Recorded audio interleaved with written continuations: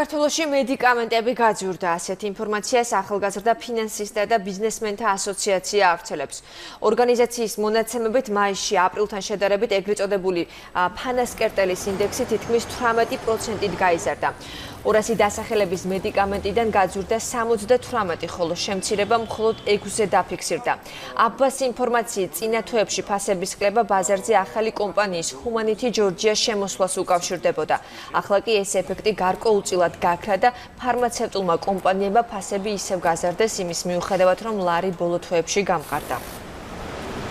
მაისის თვეში აპრილთან შედარებით ფასები უკვე მნიშვნელოვნად იყო გაზრდილი. ეს რამოდენიმე ფაქტორით იყო თავის მხრივ განპირობებული. ჩვენ ვფიქრობთ, რომ პირველ რიგში ეს დაკავშირებულია ისევ და ისევ კომპანიების მხრიდან საკუთარი მოგების მაქსიმიზაციისკენ მიმართულ სტრატეგიასთან. ჩვენ რა მედიკამენტების გვაქვს 200 დასახელების, ძირითადად 90% ამ მედიკამენტებისა არის იმპორტირებული ევროზონიდან.